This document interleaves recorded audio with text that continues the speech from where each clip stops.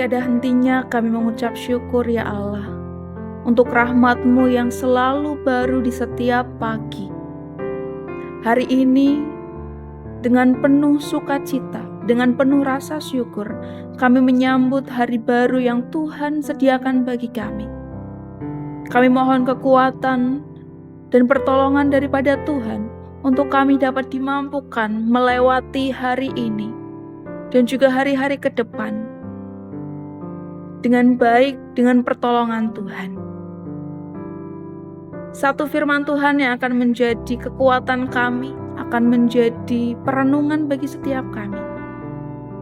Bila melalui hal ini, kami boleh semakin dikuatkan untuk menjadi anak-anak yang senantiasa melakukan firman Tuhan.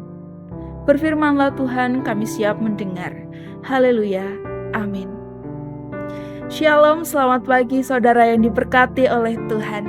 Satu pujian untuk kita semua pada pagi hari ini.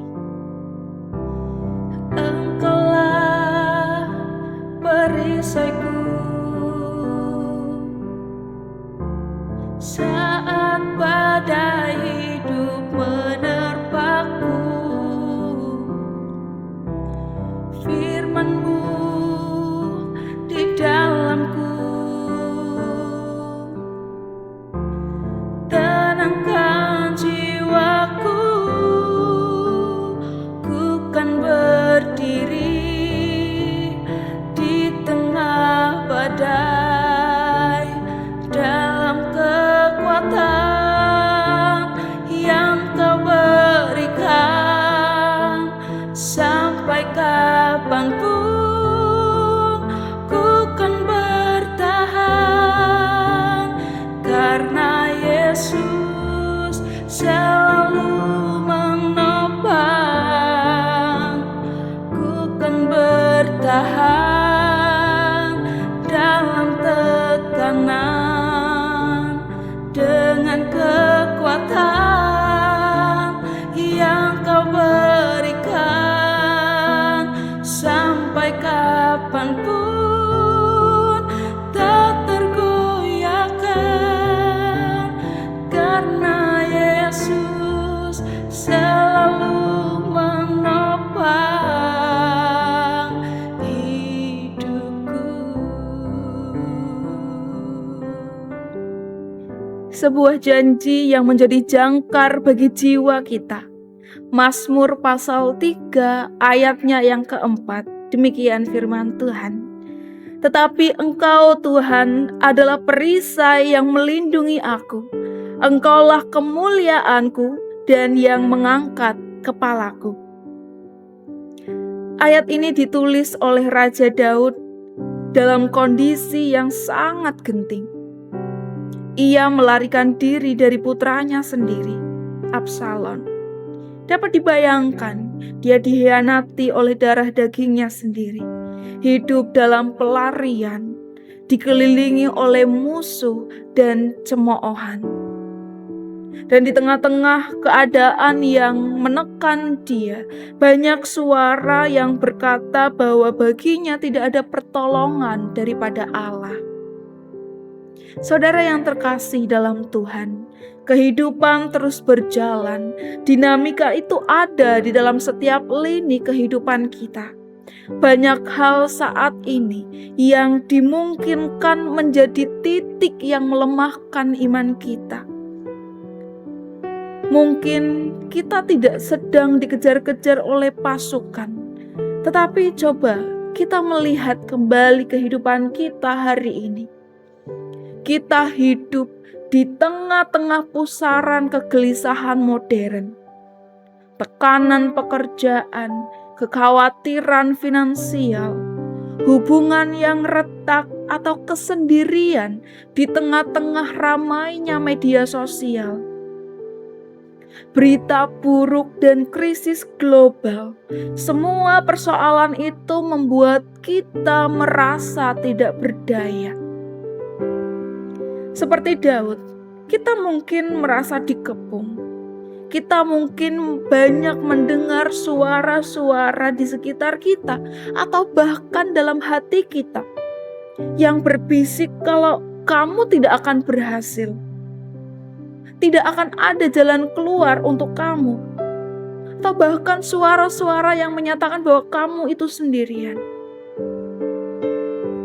Saudara yang dikasihi oleh Tuhan, suara-suara ini ingin mencuri kedamaian dan harga diri kita. Namun tepat di tengah kepungan itu, Daud membuat sebuah pernyataan iman yang kuat yang menjadi pusat perenungan kita pada pagi hari ini. Bahwa dia berkata, tetapi Engkau Tuhan adalah perisaiku yang menolongku. Engkaulah kemuliaanku dan yang mengangkat kepalaku. Daud tidak mencari perisai dari emas atau perlindungan dari benteng manusia. Tetapi ia menetapkan bahwa Tuhanlah satu-satunya perisai di dalam hidupnya. Daud meletakkan perlindungan dan keselamatannya sepenuhnya di tangan Tuhan. Perisai adalah tameng yang menahan serangan. Nah, di dalam kehidupan kita, Bapak Ibu Saudara, ketika kecemasan menyerang, Tuhan adalah tameng yang melindungi setiap hati kita. Ketika kegagalan menghantam, Tuhan melindungi jiwa kita dari keputusasaan total.